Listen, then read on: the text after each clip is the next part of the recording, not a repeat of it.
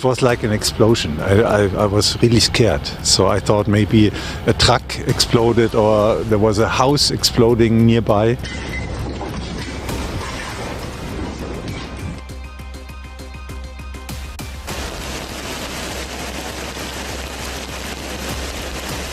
I didn't think that water would rise so quickly. I looked at the water as it kept on rising.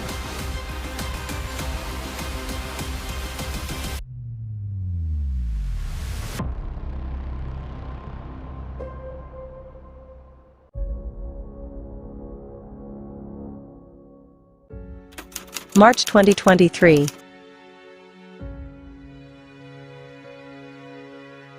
Major floods and landslides in Southeast Asia and South America forced tens of thousands of people to fight for survival. As of early March 2023, the number of people evacuated due to flooding in Malaysia exceeded 50,000.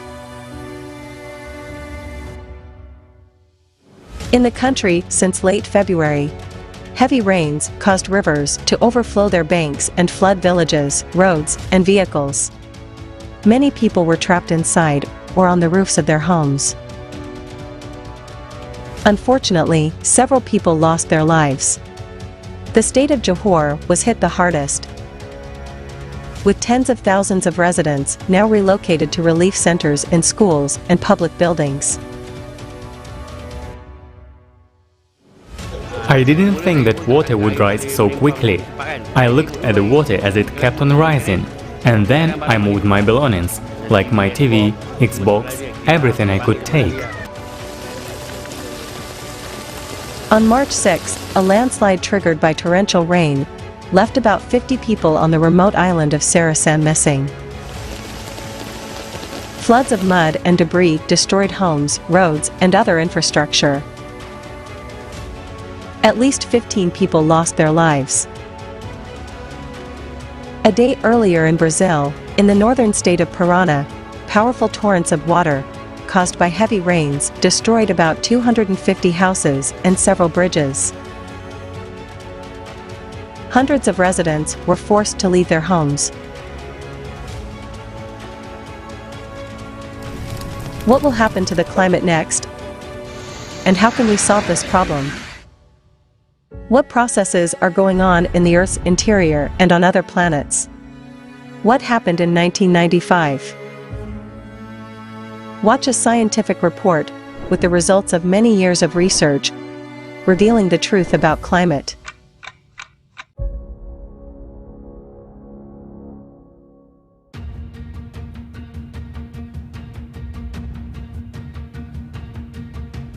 Seismic activity in February 2023 continued its upward trend. This month we witnessed earthquakes of magnitude not only above 6, but also greater than 7. This, for example, was not recorded in February last year. A surge of tremors was observed early in the month, and some of them could not be attributed to the usual phenomena. The whole building shook. It scared the hell out of me. You know, it was real nasty, real loud bang, and then the building started shaking. It was crazy. Honestly, it was real crazy.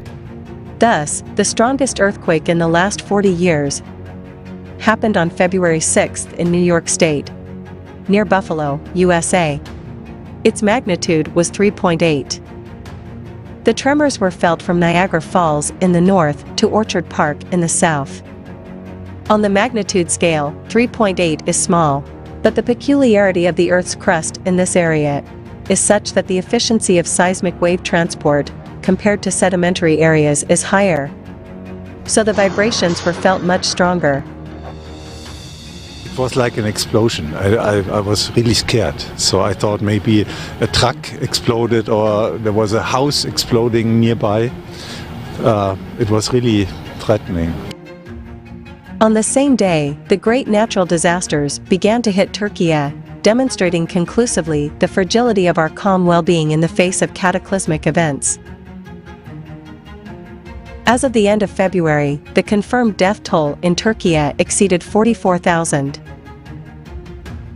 Together with Syria, there are more than 50,000 lives lost. Earthquakes of magnitude 6 and higher were also registered during the month in Papua New Guinea, Indonesia, New Zealand, Japan, and the Philippines. According to the Chinese Seismological Center, on February 23, a magnitude 7.2 earthquake occurred in Tajikistan on the border with China. And an earthquake of magnitude 5.4 in Indonesia on February 9 showed that shocks of lesser magnitude can also be deadly. It took the lives of 4 people.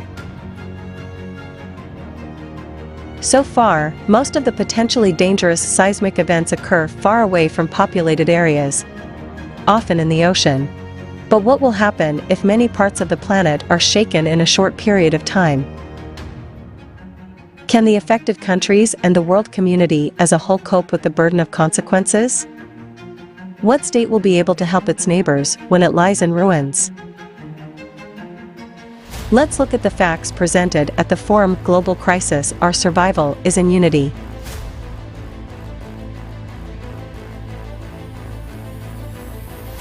Our economists from various countries have calculated how this progression of cataclysms will affect the world economy. You see the graph of that progression here. The dynamics are obvious. It suggests that the collapse of the global economic system will happen as early as 2030. Already in 2030, the world's GDP will not be able to cover all the losses from the climate. In fact, the entire business worldwide has no more than 6 to 7 years left, and from here on, the processes will worsen even more critically.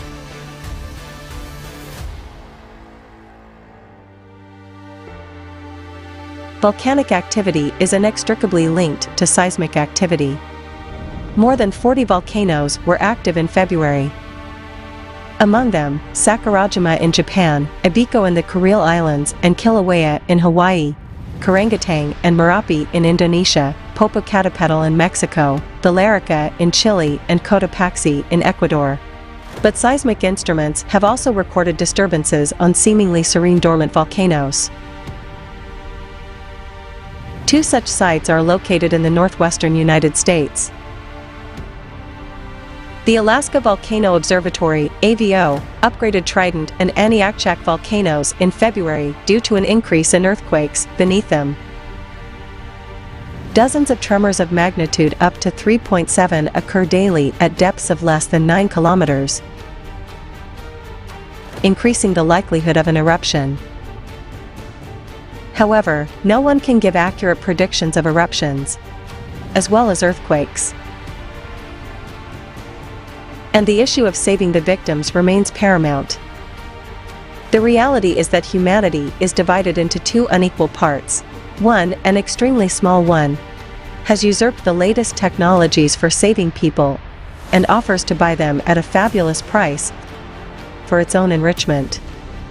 The other surpasses the first by billions of times, but takes this state of affairs for granted and remains cowardly silent. And everyone who died was someone's neighbor, friend, or relative. Someone's, not ours. But do we want to face a natural catastrophe personally? To experience the terrible pain of losing loved ones? Or to add to the sad statistics ourselves? All lives lost are the responsibility of every human being. It was we who created a society in which, in the 21st century, earthquake survivors are searched for with dogs and dismantled ruined buildings by hand. Diplomatic, political conventions, lack of joint logistics, complicated rules have led us to the fact that today there is no effective interaction between emergency services in the world. These facts are a huge reason to think about the kind of society we live in. A reason to take action now and create a different world in which human life will be the highest value.